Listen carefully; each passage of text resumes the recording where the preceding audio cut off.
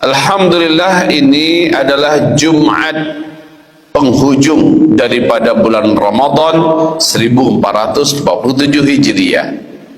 Banyak kejadian yang di luar apa yang bisa dibayangkan terjadi pada bulan Ramadan tahun ini, dan itu bukan kejadian yang baik, bukan kejadian yang menyenangkan.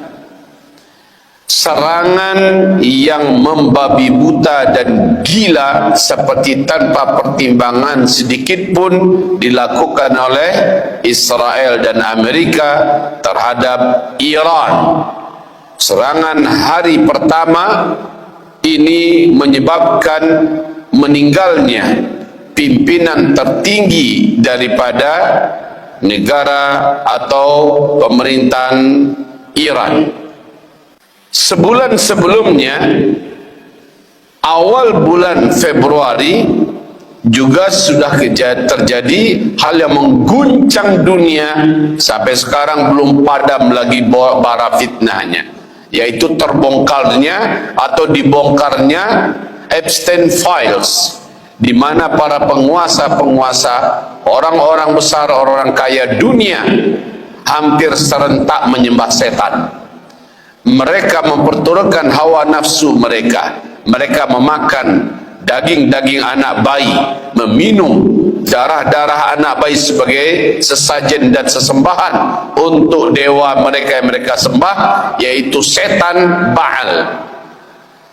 Ditambah lagi dengan adegan-adegan pedofilia, LGBT, perbuatan-perbuatan yang sangat menjijikkan, dan itu dilakukan oleh para petinggi-petinggi, orang-orang besar di berbagai negara seluruh dunia.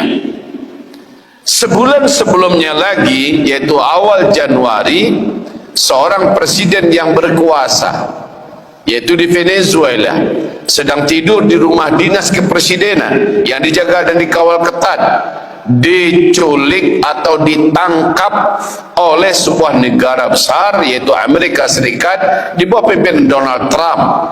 Dan ini sekali lagi menunjukkan betapa hari ini tidak ada yang bisa dikatakan aman, saudaraku.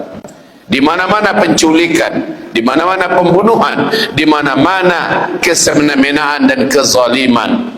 Sulit dan langka ditemukan keadilan. Ini baru awal 2026. Maka apa yang akan terjadi berikutnya akan jauh lebih berat daripada hari ini. Saudara dan sahabat tercinta, kita banyak mengambil apa yang dinubuatkan oleh Rasulullah SAW sebagai pedoman hidup kita.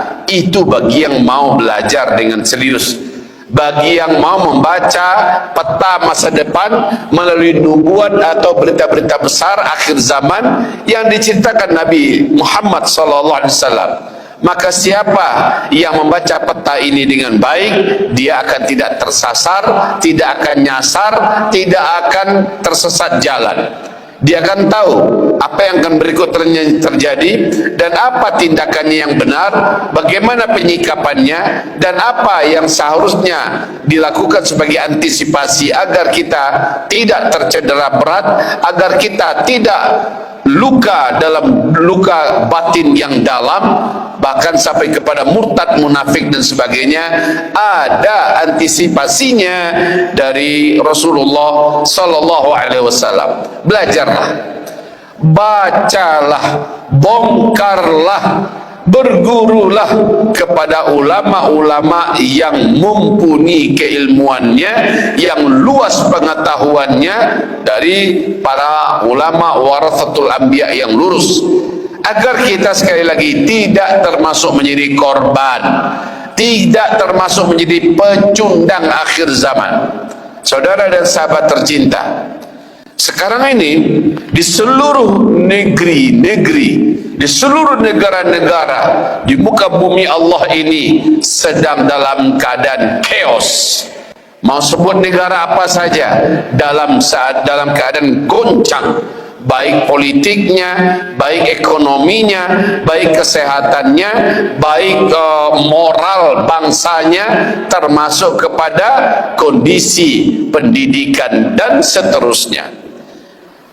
Bagaimana dengan Indonesia kita? La ilaha illallah hasbunallah ni'mal wakil ni'mal maula wa ni'man nasir. Kita menunggu sesuatu yang tidak layak ditunggu. Perang dunia ketiga, chaos, perebutan kekuasaan, pertumpahan darah, pembunuhan di mana-mana terjadi. Seperti kata Rasulullah, wa kathural haraj, sangat banyak terjadi pada masa itu haraj. Wa kathural haraj, kali kedua Nabi berkata wa kathural haraj, kali ketiga Nabi mengulang lagi. Para sahabat bertanya, qalu wa mal haraj ya Rasulullah. Mereka bertanya, ya Rasulullah, apa itu haraj? Nabi menjawab, al-qatlu, al-qatlu, al-qatlu, pembunuhan, pembunuhan, pembunuhan.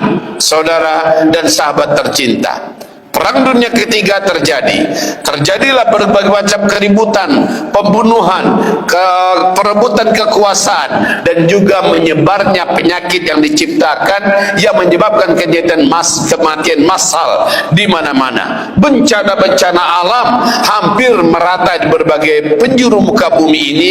Di detik-detik menjelang Palestina merdeka, saudara dan sahabat tercinta, semuanya sedang mengarah kepada apa yang digambarkan Nabi Sallallahu Alaihi Wasallam. Ini cerita, ini berita, tetapi ini bukan hoax. Ini adalah fakta yang berdalil, fakta yang berdata. Apa yang akan kita katakan? Apa yang akan kita lakukan? Apa yang harus kita buat? Sungguh demi Allah, di penghujung bulan Ramadan ini kami hanya menasihati kita semua. Satu, merapatlah sejadi-jadinya dengan para ulama-ulama Rabbani yang lurus, jangan jauh dari mereka. Dua, tetaplah menjaga status kita berjamaah, jangan terpencil. Saatnya kita harus membuat komunitas, harus membuat gerakan di mana gerakan itu diisi oleh orang-orang beriman, dan kita saling mengingatkan, kita saling menguatkan, kita saling melindungi. Tiga, dari sekarang perapatkan dan akrabkan hubungan yang mesra antara kita dengan Sang Khalik, Sang Maha Penyelamat, dengan seluruh ibadah-ibadah wajib dan dengan ibadah-ibadah sunnat, baik siangnya ataupun malamnya. Empat, apa yang ada pada diri kita hari ini, jadikan itu persiapan menghadapi hari huru-hara. Atmosfer yang begitu beracun, virus yang begitu mematikan dalam hal akidah, dan juga kondisi ekonomi yang tidak karu-karuan, ini menjadikan kita seharusnya dari sekarang saudara-saudaraku harus mempersiapkan diri. Sekarang saja sudah $17.000 satu dolarnya. Apa yang akan terjadi saat Soeharto jatuh dulu di 1998? Ekonomi kita saat itu, mata uang kita sudah mendekati angka 20.000. Pada masa itu, saudaraku, Soeharto tidak mampu lagi bertahan. Perampokan di mana-mana. Itu dulu, maka ke depan akan lebih parah daripada ini. Apa yang ingin kami katakan cuma satu, merapatlah, buat jamaah dari sekarang. Pastikan bahwa kita punya satu tempat, kita punya satu komunitas, kita punya satu pemimpin, ada ulama di dalamnya, dan kita bersama dengan mereka. Lalu apa yang ada di kantong kita persiapkan, belikan emas, belikan perak, dan apa yang bisa kita belikan dari makanan, hal-hal yang bisa membuat kita mempertahankan hidup paling tidak untuk 6 bulan ke depan. Persiapkan setiap keluarga.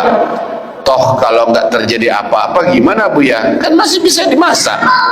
Beras masih bisa kita masak, minyak masih bisa kita pakai, uang emas masih bisa kita uangkan lagi, nggak ada ruginya.